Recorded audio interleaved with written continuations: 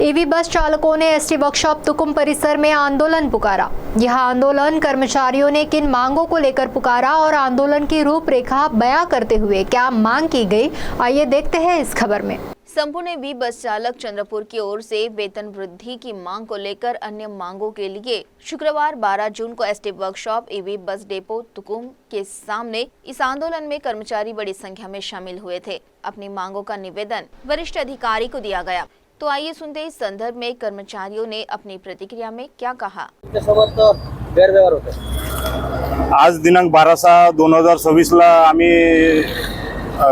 सर्वांनी सहमताने गाड्या उभ्या केल्या आहे। कारण मागील आता 1.5 वर्षापासून आम्ही इथं कार्यरत आहोत आणि 6 महिन्यापासून आम्ही आमच्या पगारवाढीसाठी यांना वारंवार निवेदन देत आहोत, पण आमची पगारवाढ हे लोक काही देत नाही।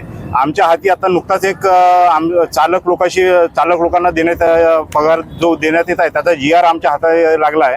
त्याच्यामध्ये चालकांना मिळणारा पगार हा 27,500 समथिंग दाखवत आहेत, पण इथले जो ठेकेदार आहे, आमच्या कंपनीचे जे ठेकेदार आहे दादा ग्रीन, हे आम्हाला फक्त 19,500 मध्ये आम्हाला आमच्याकडून काम करून घेत आहेत। आणि आम्ही यांना वारंवार पगारवाढीसाठी निवेदन देत आहोत, पण यांनी आम्हाला फक्त आश्वासन देत आहे, पण आमची मागण्या काही पूर्ण करत नाही। त्यासोबत आमच्या इतर मागण्या अशा आहेत का आम्हाला आमच्या कामाचा 26 दिवसाचा पगार देण्यात यावा, त्याच्यात 4 आपचे पैसे कंपनीमार्फत आमच्या पगारात जोडून देण्यात यावे व आम्हाला ESICचं जे आमचं याने वैद्यकीय उपचाराची जी सोय आहे तिथं आमच्या परिवाराचे नाव आमचे कार्ड अजून बनलेलं नाही, ते उपचाराची सोय आमच्या परिवारांना त्वरित देण्यात यावी। तसेच दिवाळी बोनस हा चालकांना मिळणारा 13वा मासिक वेतन हा देण्यात म्हणजे चालकांचा अधिकार आहे किंवा कर्मचाऱ्यांचा अधिकार आहे, पण हे लोक आमच्याकडून बोनसचे पैसे ॲडव्हान्स स्वरूपात घेत असून आम्हाला अजूनपर्यंत बोनस काही दिले गेलेला नाही आहे। चालकांना अजूनपर्यंत दर महिन्याला मिळणारी पेमेंट स्लिप अजूनपर्यंत या लोकांनी प्रोव्हाइड केलेली नाही आहे। तसेच चालक बाहेर गावावरून येणाऱ्या चालकांना कर्तव्यावर येण्या जाण्याकरता बस सेवा मोफत देण्यात यावी अशी आम्ही मागणी केली, पण ती मागणी पूर्ण केली नाही आहे। कर्तव्यावर असताना जर बसचा अपघात झाला तर कंपनीच्या जबाबदार अधिकाऱ्यांनी घटनास्थळी उपस्थित राहून परिस्थिती नियंत्रणात घेऊन चालकास सहकार्य करणे गरजेचे आहे, पण हे लोक तसे सहकार्य करत नाही व कोर्ट केसेस झाल्या तर चालकांना त्या कोर्ट केसेसना सामोरं जावं लागते व त्याचा भुर्दंड भरून द्यावा लागत आहे।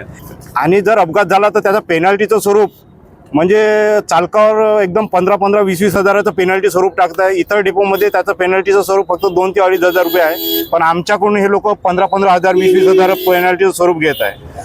चालकांचे आमच्या डेपोतले 2 चालक मृत्युमुखी पडले आहेत, म्हणजे मृत्यू झाला आहे त्यांचा, पण त्याच्या परिवाराला ते वैद्यकीय उपचाराची सोय मिळत नाही आणि अजूनही त्यांचा PFचा पैसा त्यांच्या परिवाराला मिळालेला नाही आहे। आणि पगार जो आहे, समजा माझा जर 2 चालकाचा पगार 26 ड्युट्या होत असेल, पण त्यांच्या ड्युट्या जरी समान होत असतील पण त्यांच्या पगारात समानता नाही आहे।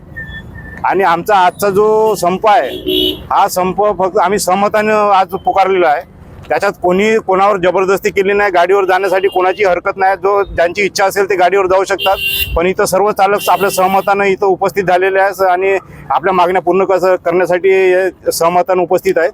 आणि जर आमच्या मॅनेजमेंटला वाटत असेल का त्यांच्या गाड्या चालल्या पाहिजे, शेड्यूलवर गेल्या पाहिजे, तर त्यांच्याकडे जे चालक उपस्थित असतील ते त्यांनी आपले चालक शेड्यूलवर पाठवण्यात यावे आणि जे आमच्या मागण्या पूर्ण पण आमच्या मागण्या पूर्ण करण्यात याव्या। CTV के लिए प्रतिनिधि वैभव रुयारकर की रिपोर्ट।